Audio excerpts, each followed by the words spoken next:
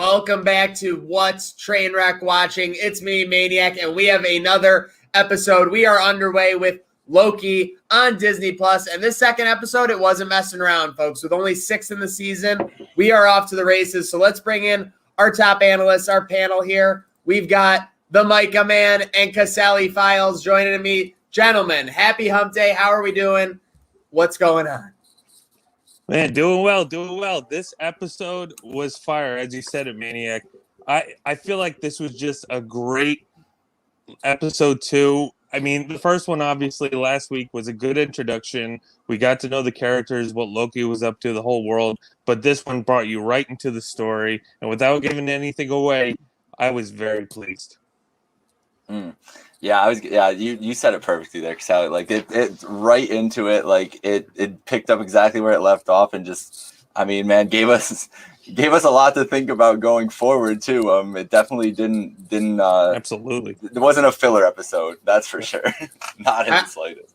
I would say that the pilot episode was kind of like leaving your house, getting ready to go on a trip. And this was merging onto the thoroughfares. This was merging onto the highways because things are speeding up. We were talking a week ago. How is this only going to be 6 episodes? But they've made it clear. Last week, they have Loki running around the TVA, causing all kinds of trouble, and he's already kind of into his role this week. As a detective, he's helping our guy Mobius. I love these storylines early in the episode. Again, we'll be getting into some spoilers here momentarily, so don't worry about that. But for the first couple minutes, we'll just gloss over some of the broad strokes. I love the interaction with Miss Minutes, asking if she was real or, like, in the moment, all that stuff. And, yeah, Loki himself, it was just kind of like, Mobius feeling him out, the variant on the back of the jacket, just all funny stuff, and all stuff that Marvel just tends to do when they knock it out of the park. Every little thing just seems to be done right. Absolutely, and I think the beauty about this episode, too, is also just to show the pure, I wouldn't even say chaos, but just how big this world is and how different you can get with it. You know, I mean, with all the movies and how, you know, different storylines progress. You know, just how weird, where you got weird with Guardians and even Thor Ragnarok and all that stuff, just to show like how much story there is to tell, and it's something fresh everywhere you go. Yeah, I will touch on that later once we get more into the spoilers too. But the world, you can see like the world building that's been going on through these shows, and Loki is really like taking that and accelerating it like into what. At least planting the seeds for what we kind of should expect going forward in the MCU as a whole. And I think that we've kind of anticipated this with these shows, that they'd kind of take such a huge role in telling and framing that story. But Loki it's really upping that level up a little bit. Yeah. Yeah, I want to talk to you guys about this before we get into the spoilers and the obvious things that happen in the episode. This show is kind of like Loki itself. It leads you to think that one storyline's happening or that something is happening, and it kind of swerves on you. It's done that a couple of times in the first 2 episodes. And I guess let's go ahead. Let's get into some spoilers. The first one I want to get in here, we have our first mission with Mobius and Loki. They're going out on the road, and we see the first real interaction and the first time that Mobius is breaking down Loki since their initial interaction in that elevator, and he reads them like a book, boys. Yeah, I mean, even the whole line where he just called him out right there that he knew. Come on, you thought you didn't like to talk, Loki? You thought you just wanted to be quiet? Where this episode, I feel like he just couldn't stop. He was really going back to his old ways. Well, and yeah, bro, like you could see the wheels turning just the whole time, right? Like last week, it was kind of just him getting smacked in the face with the realization that of what the TVA was and like the kind of world that he was living in. And now he's like, okay, like how can I make this work to my advantage? And he's trying all the little tricks, whatever he can do. Absolutely. I mean, let's even face it too. I'm sorry, Maniac, but how Loki, kind of like what we talked about last week. Loki perceived, he had an idea of what his world was, the world he lived in, and how he wanted to be ruler. And then, I mean, throughout this just 2 episodes, it clearly shows that Loki is out of his element, out of his game. He had no idea what to expect. And that's not even to mention what happened to Loki in real time. But, I mean, just these 2 episodes. I mean, he can't even believe what's going on in the TVA, like just how powerful these people are. Yep, and speaking of which, so that was kind of how we ended last episode with Loki's realization that the TVA was this universe, was this power within all the galaxies, all the realms. So let's get into the spoilers here. We have their first, Loki we see the wheels turning in Loki's head, exactly like you guys say. And it's all about finding his way to these timekeepers. We haven't seen them. They've been on screen twice in the form of those missed minutes videos. Now, we will get into a little spoiler speculation because I was just looking at some comments and everything. And someone told me that, we keep seeing these 3 timekeepers. Someone told me a little Kang the Conqueror amongst one of these guys. Yeah, I mean, well, that also... One of these space lizards. Yeah, I mean, kind of bringing it back to just... there has been so much creatures and monsters throughout this universe and the MCU in general. That's pretty exciting to. Who'd have thought Thanos would have worked on screen? And they proved it. So to even go into depth with Timekeepers, Kang the Conqueror is actually pretty interesting too, because there actually has been talks, and I believe he's going to be worked into when eventually they work on Ant-Man 3. I believe he actually got a cast too. So, Ant-Man 3 is going to be Kang versus Lang. So you got to be on the lookout for this guy. You don't know where else he's coming in. Yeah, so it just goes to show like how left to the center can it go. It's not your average comic book story, comic book movie. And real quick, I want to get your thoughts on this, Jake, because Casali brings up a great point. Marvel loves kind of seeing what they can do, how they react. And my take on it is, since they brought out Guardians in 2014, the more they stretch into space, the more they stretch into these realms, these things like this, the fans love it. There's all kinds of depth. There's all kinds of background there. And if you're telling a story, there's nothing better than just depth, background, and things making sense. That's all you can ask for. And Marvel continues to do it in spades as far as I'm concerned. But I was wondering your thoughts. Well, that's the thing, right? Like the biggest pull with Marvel right now, with what they've been doing with all the space stones now and going forward with this, is that it's sci-fi movies that work because they have so much source material to pull off of. Like, they're not just pulling this shit out of thin air for these movies. Like, there's years and years and years of history that they can just go off of and build these stories out of however they feel like. So yeah, I think it's just because they can do it so well, they have so much to pull off of, that it comes across authentic, because it is authentic. Like, it's not anything that they're trying to convolute and put together. Yes, I'm pretty sure that Kang is, you were right there, Casali. He's already cast in Ant-Man, so we should be hearing from him soon. And my question about these timekeepers is, I've begun to start questioning the TVA's what their intentions really are. Like, there is a story that we can go back into, is very deep, but it involves Wanda as well, with one of the timekeepers.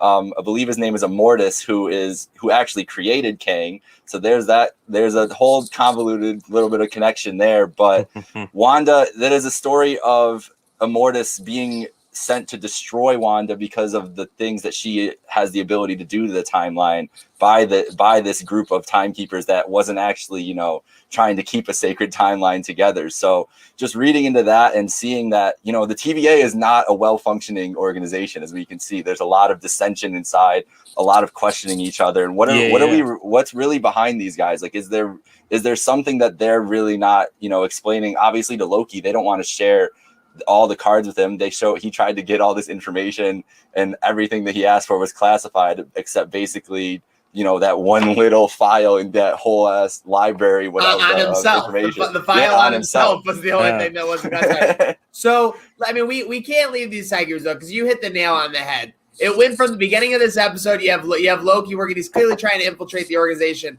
But just the more you learn about it, you're talking with the judge in the back room. You got the multiple rings on the table. Like, are there other Mobiuses? Like, I know he says there's other agents, but are there literally other Mobiuses maybe that she's working with? There's all kinds of things. But the thing that stood out the most was Mobius's offhand comment. They almost snuck it in that he's never met the Timekeepers. So he's dangling it in front of Loki. He's never even met them himself. Let me just say that seemed like a huge chip in the armor for sure for this whole Timekeepers thing. I think there's definitely something more there that meets the eye, Casali. Yeah, absolutely. Because even the whole TVA itself, it's such a different, obviously this was said before, that it's such a new world for Loki. But in general, as far as storytelling, the fact that this is a place that can control time and, different variants can be influenced by it. And it's up to them. Like, they could do whatever they want, and obviously their whole goal is to try and make sure the timeline is secure and it doesn't differ off into different variants, is what the whole theme has been. So, I mean, that kind of power, can only do, that's the ultimate power. I mean, it scared Loki in the first episode. I mean, these guys have thousands of Infinity Stones. So even as the audience within the MCU, like, all the movies building up to the show was based upon these Infinity Stones. And we only thought, in Infinity War, Doctor Strange literally explained that these, stones were what, they exploded into different parts of the universe. That was the Big Bang. And that's what started everything. So the fact that, that's a little piece in this whole entire story is just pretty telling how big this is. No doubt. It's obviously leading to bigger things as well. So obviously we kind of transform there. So the first couple 10 to 15 minutes, Loki's kind of still being himself, trying to work his way up the TVA. When he realizes that if he doesn't help find this Loki variant soon, that he might get pruned before breakfast time. Yeah. So they lead it. They're on the track, and he finds that basically this guy is hiding in Armageddon's type doomsday situation. So kind of unbelievable. We get to go to Pompeii, again, spoiler-free, confirming their mission. And during this all, I think it goes without saying, the chemistry between Wilson and Hiddleston is just unbelievable. Oh, yeah, it's definitely like a buddy cop / Catch Me If You Can vibe for sure. You're definitely seeing Hanks and DiCaprio there in evidence. But let's start to get down to the implications at the end of the episode. Last week, they hit us with a huge bombshell. It's a Loki variant running around. This time, we finally catch up with this Loki variant. 38 years into the future, there were a lot of climate references in their potential disaster. I mean, I thought that was a little heavy. It didn't have to put in that many, but I guess maybe they're trying to send a message. With that said, the Loki variant, FLoki. Female Loki. So we get some nice interaction where we see like the Loki person basically infiltrating other personas, holding one hostage.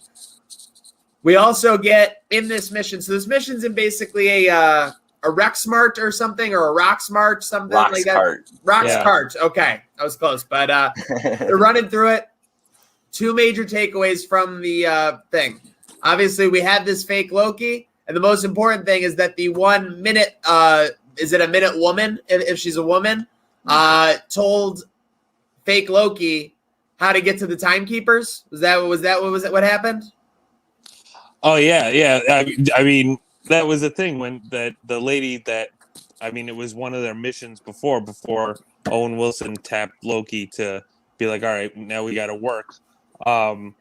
It seemed like that something influenced her and was able to get information that she wasn't supposed to give to whoever this enemy is for us. I mean, even the fact too, like going into some spoilers of what, was shown, like even when Loki was trying to, find when they were in the Rexmart and going through how, she was able to manipulate anybody by just a tap. And you didn't even know you couldn't see who the body was because it just kept flowing. It was like a parasite, like a virus. It would just go flowing from character to character. So like even that, like Loki couldn't even do that. So it's like, he really knows like, oh, like this means business. Yeah, so this, I think that we got a lot, they threw a lot at us right at the end of that, right? And with knowing that we're questioning the TVA's, we're questioning the TVA's kind of morals or what they're really trying to do here to begin with. And the fact that, these timekeepers, do they know where the timekeeper or do the Minutemen actually know where the timekeepers are? Because Mobius didn't know. So like, Who is privy to this information? If he's never seen them, like who actually knows? And I'm assuming that, when Loki runs into fake Loki here at the end, that's where she's going, right? Like that's the portal that she's kind of trying to get into. And where her next place would be. We don't know that for sure. Obviously, they've kind of figured out what the different hiding places they've been trying to do. I do have a theory, though, on who this fake Loki is, and I truly don't actually think that it's a Loki at all. I will give credit to their this Reddit from earlier because someone was watching this in other languages and found this little tidbit that the actress that was cast as the fake Loki or in this position her name was listed as Sylvie in the credits. Now, Sylvie in the comics is Sylvie Lushton, who from a couple years ago in Avengers Dark Reign, there was a time period where Asgard was kind of floating over Oklahoma, and that's where it existed. It was a little bit of a weird storyline. But as we saw in the first episode, one of the first places they visited was a small city in Oklahoma, and they ran into a little girl.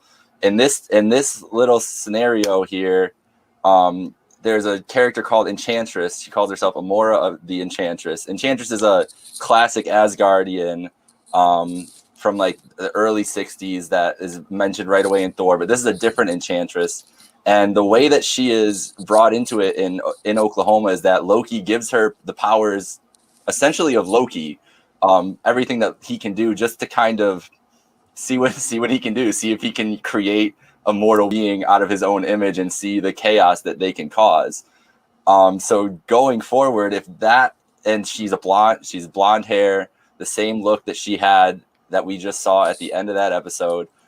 Lady Loki in most iterations has looked like Loki, but just a woman, black hair, traditional look. So I think that this could be more than meets the eye. We still maybe we haven't even seen this Loki version, and maybe he has this Enchantress lady that he got a hold of when they went back to Oklahoma in one of these times that they showed us very early on, and kind of was like, you know what, they're kind of catching up to me. I need to cover my tracks better, and found a way to kind of infiltrate that and give somebody his powers, as we talked about, that early part of the episode. I can't remember those two terms. I know you had it set up, Maniac. The differences between the projection. Yes, we're talking duplication, casting, and illusion projection, baby. Exactly. I gotta say, and that was great. Talk about like getting your swagger back. When Loki dried himself off going into the grocery store, that was just hilarious. Yeah. So, Casali, lay it on us for some final thoughts here. Are you buying the non-female Loki, which sounds right? I think they definitely wanted you to see Asgardian in her with the headwear or the headdress, however you call it. But what were you seeing there in that final scene, and where do you think maybe Loki's off to in that portal?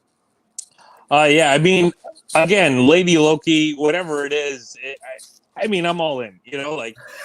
Kind of like what before. Let me tell you something. I don't know that much about comics per se. There's some things I know. But what I do know is they do those little runs where they do like Lady Loki, Lady Howard the Duck, and all that stuff.